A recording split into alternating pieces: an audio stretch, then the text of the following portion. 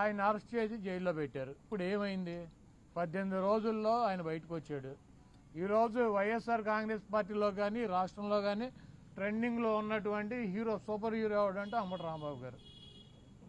ఆయన్ని మా పార్టీలోనూ ఈ రాష్ట్రంలోనూ ఆయనకున్నటువంటి ఆయన ఒక 40 సంవత్సరాలు 30 సంవత్సరాలు సంపాదించుకున్నటువంటి ఇమేజ్కి 3 ఇంతలు ఇమేజ్ తెచ్చిపెట్టారు ఆయనకి.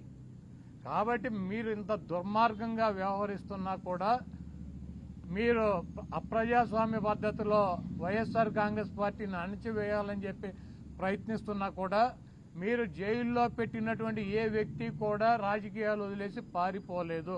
ఇది గుర్తుపెట్టుకోండి. ఏ వ్యక్తి కూడా తగ్గేటువంటి పరిస్థితి లేదని చెప్పి ఇంకా బలంగా జగన్మోహన్ రెడ్డి గారికి మద్దతుగా మిమ్మల్ని ఎండగట్టేటువంటి కార్యక్రమాలు తీసుకుంటున్నారు. మీ ఎర్ర బుక్కులకి, మీ పసుపు బుక్కులకి ఇక్కడ భయపడేవాడు ఎవడో లేడన్నదే గుర్తుపెట్టుకోవాలి.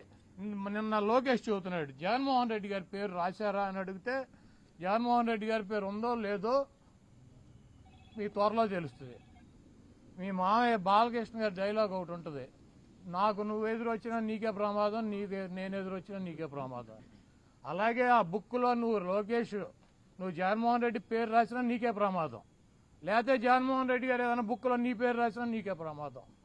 కాబట్టి జగన్మోహన్ రెడ్డి గారిని తక్కువ చేసో, జగన్మోహన్ రెడ్డి గారిని భయపెట్టో, జగన్మోహన్ రెడ్డి గారిని నైతికంగానో లేకపోతే అబద్ధాలు చెప్పో దెబ్బతీయాలన్నటువంటి మీ కుట్రలు శాశ్వతంగా ఫలించవో. ఏదైనా ఒక ఎన్నికల్లో ఫలిస్తాయి.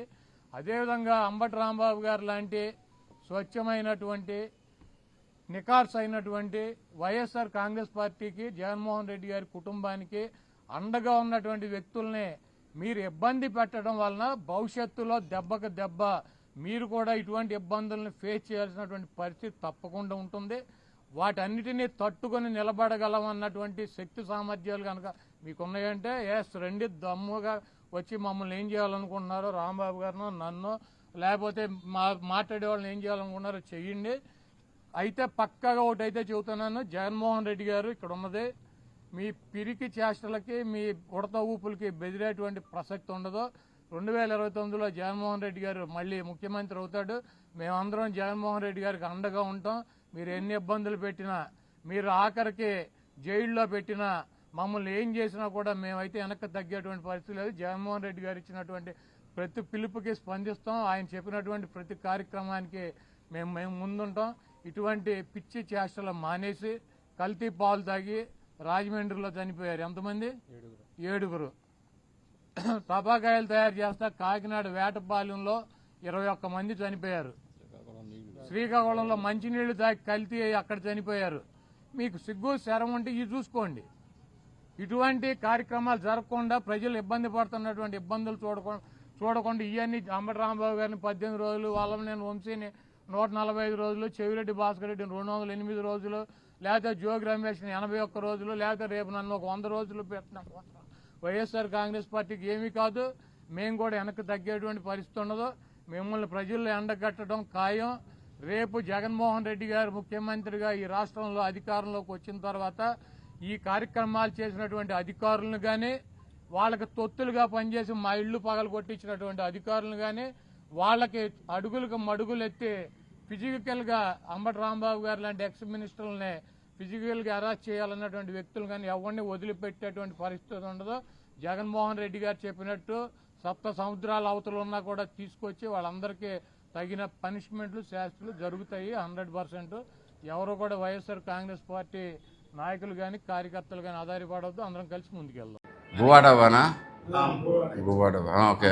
ఇప్పుడు ఆయనకి కూడా డౌట్ వచ్చింది. బేసికల్ రెడీ ఉంది నెక్స్ట్ నేను అని చెప్పేసి. ఇప్పుడు ఆయన ఎందుకు వెళ్ళాడంటే, అక్కడికి వెళ్ళి ఏ జైలు అయితే బాగుంటుంది, దాంట్లో ఏ గది సౌకర్యవంతంగా ఉంటుంది, దీంట్లో అన్నీ తెలుసుకోవడానికి వెళ్ళాడు. అక్కడ ఆయన ఆల్రెడీ జనాలు అందరూ మర్చిపోయారు. ఒకటైతే గ్యారంటీ, ఇక దగ్గరలో నాకు కూడా ఉందని చెప్పేసి ఆయన కూడా గుర్తించాడు. నెక్స్ట్ నేనే అనేది కూడా ఆయనకి అర్థమవుతున్నట్టుంది. ఇక మంచి లొకేషన్ ఎట్టగా ఉంటే, పరిస్థితులు ఎట్టా ఉంటే, నేల మీద పడుకోవాలా, దుప్పట్లు ఎత్తారా అన్నీ తెలుసుకుని భయపడతా వణుక్కుంటా తిరుగుతున్నాడు.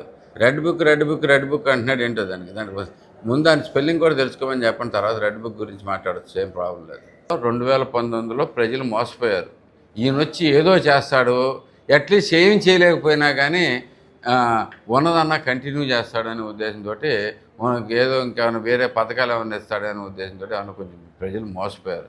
తీరా చూస్తే పథకాలు దెబ్బేశాడు, అసలు అభివృద్ధి అనేది నాశనం చేశాడు. బయటకు వచ్చి మాట్లాడాలంటే భయంకరమైన పరిస్థితులు క్రియేట్ చేశారు.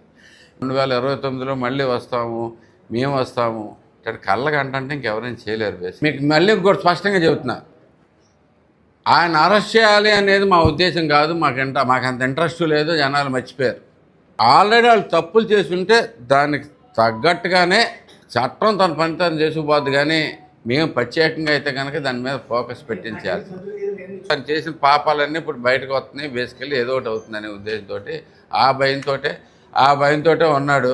వెళ్ళాడు, ఎట్లా ఉంది బాస్, ఎలా ఉంది బాస్, దీంట్లో ఎట్లా ఉంది, మంచినీళ్ళు ఇస్తారా, కాఫీలు ఇస్తారా, టీలు ఇస్తారా, దీంట్లో ఏమి ఇస్తారు, మనకి ఏం చేయాలి. మరి ఇప్పుడు మానేజాడు లేదు, మరి హార్ట్ అటాక్ వచ్చిన తర్వాత గొట్టకాలు అలాంటి ఏమైనా దొరికితే లేదా, మొత్తం మీద అసలు దాని పరిస్థితి ఏంటి, ఎట్లా మెయింటైన్ చేయాలి, ఏ జైలు అయితే బాగుంటుంది, ఇట్లాంటివి కనుక్కొని వచ్చి ఉంటాడు మోస్ట్లీ.